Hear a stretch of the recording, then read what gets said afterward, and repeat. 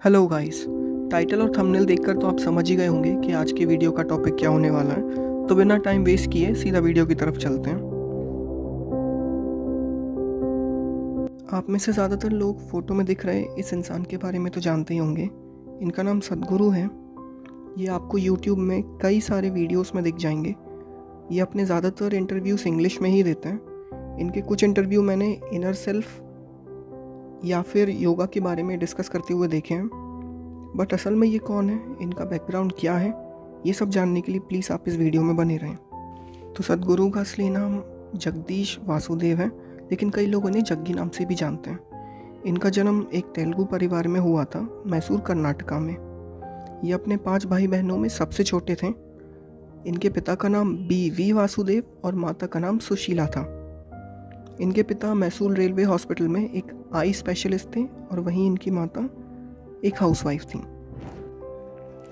सद्गुरु को बचपन से योगा की तरफ या स्पिरिचुअल वर्ल्ड की तरफ कोई खास इंटरेस्ट नहीं था। इनफैक्ट अपनी प्राथमिक शिक्षा पूरी करने के बाद वो आगे पढ़ना भी नहीं चाहते थे। हालांकि 1 साल बाद का गैप लेके उन्होंने मैसूर यूनिवर्सिटी को ज्वाइन किया।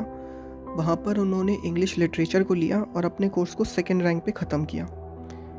यहीं से आप अंदाज़ा लगा सकते हैं कि वो इतनी अच्छी इंग्लिश कैसे बोल लेते हैं। फिर पढ़ाई ख़त्म होने के बाद इनके पेरेंट्स तो चाहते थे कि ये अपने पोस्ट ग्रेजुएशन के लिए भी कुछ करें और आगे पढ़ते रहें, लेकिन उनका इंटरेस्ट सिर्फ बिज़नेस की तरफ था। तो आगे जाके उन्होंने खुद से अपना एक पोल्ट्री फार्म खोला और उसे खुद ही बनाया। समय के साथ उनका बिज़नेस आगे जाके प्रॉफिटेबल भी हुआ, और क्योंकि इस बिज़नेस में ज़्यादा समय की रिक्वायरमेंट नहीं थी तो खाली वक्त में वो अपने इंटरेस्ट के काम करने लगे, जैसे कि पोइट्री और योगा। और भले ही यहाँ उनका बिज़नेस प्रॉफिटेबल हो गया था, लेकिन फैमिली को ये पसंद नहीं था।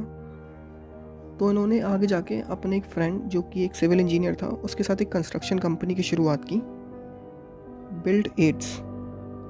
अब भले ही सद्गुरु को सिविल इंजीनियर की यहाँ पे नॉलेज नहीं थी, बट जो एक्सपीरियंस उनको अपना पोल्ट्री फार्म बना के मिला था, उसी के साथ ये आगे बढ़ते रहे। अब फाइनली सद्गुरु जब 25 साल के हुए तो उन्हें स्पिरिचुअल एक्सपीरियंसेस होना स्टार्ट हुए।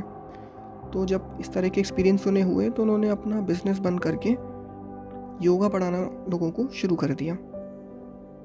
और ईयर 1883 में उन्होंने अपनी पहली योगा क्लास ली। अब क्योंकि सद्गुरु को शुरुआत से ही बाइक बहुत पसंद थी, तो उन्होंने योगा करते करते ट्रैवल करना भी स्टार्ट कर दिया और हैदराबाद और कर्नाटका के कई एरियाज़ में घूम के उन्होंने योगा भी सिखाया। और इस योगा को उन्होंने नाम दिया सहजा सिद्धि योगा। अब क्योंकि उनका पोल्ट्री फार्म भी चल रहा था, वहाँ से भी थोड़ी बहुत इनकम आ रही थी, कुछ डोनेशंस फंड्स वगैरह भी मिल रहे थे उनके शिष्यों से, तो उनका काम यहाँ पे चलता रहा। फिर ईयर 1984 में इन्होंने शादी कर ली और इनकी वाइफ का नाम था विजय कुमारी। और ईयर 1990 में उनकी एक लड़की हुई जिसका नाम उन्होंने आगे जाके राधे रखा।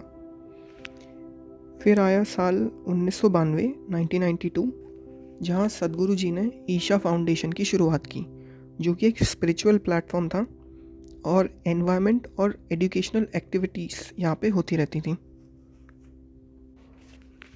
इसके बाद उन्होंने प्लान किया कि वो एक आश्रम खोलेंगे।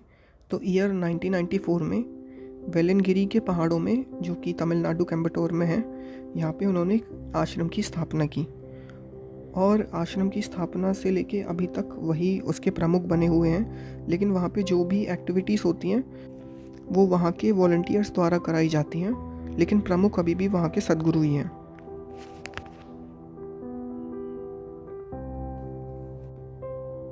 इस आश्रम को खोलने का उनका मेजर एम था रूरल इंडिया में क्वालिटी ऑफ एजुकेशन देना, जिसके लिए उन्होंने एक इनिशिएटिव लॉन्च किया जिसका नाम रखा गया ईशा विद्या।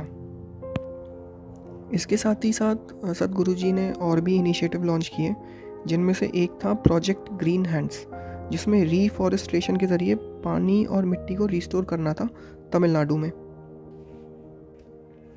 फिर ईयर 2017 में इन्होंने एक और कैंपेन लॉन्च किया जिसका नाम रखा गया रैली फॉर रिवर्स। इस कैंपेन में नदियों को बचाने के बारे में और पेड़ पौधे लगाने के बारे में जागरूकता फैलाई जाती थी। फिर ईयर 2019 जुलाई में आया कावेरी कॉलिंग कैंपेन। इस कैंपेन में जो रिवर कावेरी है उसके आसपास पेड़ पौधे वगैरह लगाए जाने वाले थे और मुझे सद्गुरु के बारे में इसी कैंपेन के थ्रू पता चला था। और ये आई थिंक उनका one of the best initiative था। इसके अलावा उनका एक और इनिशिएटिव है सेफ सॉइल, जिसके बारे में हम आगे जाके बात करेंगे। अब इवन दो सद्गुरु ने इतने सारे कैंपेन्स तो लॉन्च कर दिए थे, लेकिन वो चाहते थे कि पूरे वर्ल्ड का अटेंशन इन सारे टॉपिक्स पर आए। तो जैसे कि मैंने आपको स्टार्टिंग में बताया था कि सद्गुरु को मोटरसाइकिल्स का शुरू से बहुत शौक है, तो अपने इन्हीं मुद्दों को एक वर्ल्ड वाइड फॉर्म देने के लिए उन्होंने 100 डेज़ की एक मोटरसाइकिल जर्नी स्टार्ट की। इस जर्नी का नाम रखा गया जर्नी टू सेफ सॉइल, जिसमें मिट्टी के डिग्रेडेशन के बारे में और ऑर्गेनिक फार्मिंग के जो मुद्दे थे उसको दुनिया के सामने लाया गया। अब क्योंकि उनकी ये जर्नी बहुत सक्सेसफुल रही, तो आगे जाके साल 2022 में उन्होंने 195 कंट्रीज़ के लीडर्स को एड्रेस किया United Nation Convention to Combat Desertification के मंच पर, और अपने जर्नी टू सेफ सॉइल के बारे में उन्होंने दुनिया भर को बताया। अब इससे उनकी पॉपुलैरिटी काफ़ी हद तक बढ़ गई, जिसके चलते उन्हें द डेली शो के होस्ट ट्रेवर नोहा और साथ ही साथ एक पॉडकास्ट होस्ट जो मोहन ने भी उन्हें अपने शो में इनवाइट किया, जिससे उनकी पॉपुलैरिटी काफ़ी ज़्यादा बढ़ गई। और साथ ही साथ 2022 में नरेंद्र मोदी भी उनसे मिले वर्ल्ड एनवायरनमेंट डे पर, ताकि सॉइल हेल्थ के बारे में वो आगे डिस्कस कर सकें। तो अब जैसा कि मैंने आपको पहले कहा था कि जो सेफ सॉइल है इसके बारे में आगे डिस्कस करेंगे। तो जो सेफ सॉइल है वो UNFAO यानी UN Food and Agriculture Organization की एक ब्रांच है, जो कहती है कि पृथ्वी अपनी 90% टॉप सॉइल 2050 तक खो देगी। इसका मतलब ये हुआ कि जो सॉइल है वो अपनी फर्टिलिटी खो देगी 2050 तक। यानी कि अगर हम इसी तरीके से फार्मिंग करते रहें तो 2050 तक ज़मीन अपनी सारी उपजाऊ शक्ति खो देगी। इसका रीज़न ये है कि आजकल जो फार्मिंग हो रही है उसमें बहुत ज़्यादा केमिकल्स का यूज़ किया जाता है। इवन दो ये केमिकल्स जो ज़मीन में कीड़े मकोड़े हैं उन्हें मार देते हैं, लेकिन इससे एक बहुत बड़ा नुकसान है। इससे सॉइल अपनी जो नेचुरल फर्टिलिटी है वो भी खोती है, मिनरल्स वगैरह भी खोती हैं। और ये जो कीड़े मकोड़े जिन्हें हम मार देते हैं वो असल में सॉइल के लिए बहुत इम्पॉर्टेंट हैं, क्योंकि ये सॉइल को फर्टाइल बनाने में, उपजाऊ बनाने में बहुत मदद करते हैं। तो एट दी एंड सद्गुरु का कहना ये है कि हमें केमिकल फार्मिंग की जगह ऑर्गेनिक फार्मिंग का इस्तेमाल करना चाहिए, ताकि जो मिट्टी है वो पहले की तरह उपजाऊ बनी रहे और जो कीड़े मकोड़े हैं जो ज़मीन के अंदर पाए जाते हैं उन्हें भी नुकसान ना हो। और कई सारे एक्सपर्ट्स भी यही कहते हैं कि ऑर्गेनिक फार्मिंग इस समय पे बेस्ट ऑप्शन है जो कि अवेलेबल है। तो ये थी सद्गुरु की स्टार्टिंग से लेके अभी तक की जर्नी, लेकिन साथ ही साथ कुछ और पॉइंट्स हैं जो कि मैं आपको बताना चाहूँगा कि सद्गुरु को 2017 में पद्म विभूषण मिला था, जो कि इंडिया का सेकंड हाईएस्ट सिविलियन अवार्ड है। साथ ही साथ सद्गुरु को 92 रैंक किया गया था इंडिया के मोस्ट पावरफुल 100 इंडियंस वाली लिस्ट में, जो 2022 में रिलीज़ हुई थी। साथ ही साथ उनको 40th रैंक भी मिली थी 2019 की लिस्ट में, जो कि इंडिया की मोस्ट 50 पावरफुल इंडियंस वाली लिस्ट थी। इवन दो सद्गुरु किसी पॉलिटिकल पार्टी को बिलोंग नहीं करते, लेकिन कई लोग इन्हें बीजेपी के साथ एसोसिएट करते हैं। इसके दो रीज़न हो सकते हैं कि ईयर 2019 में जब CAA लॉन्च हुआ था तो यहाँ पर सद्गुरु ने खुलकर इसका समर्थन किया था, और साथ ही साथ लंदन का एक स्टूडेंट था जिनको इन्होंने तालिबानी कह दिया था। अब वो बात अलग है कि आगे जाके इन्होंने इस बारे में माफ़ी मांग ली थी हेवी प्रोटेस्ट के चलते हुए। बाद में आयुष्मान खुराना से बातचीत के दौरान इन्होंने ये चीज़ अनवील की थी कि वो किसी पॉलिटिकल पार्टी को बिलोंग नहीं करते और इन सब चीज़ों में वो अपना स्टैंस न्यूट्रल ही रखते हैं।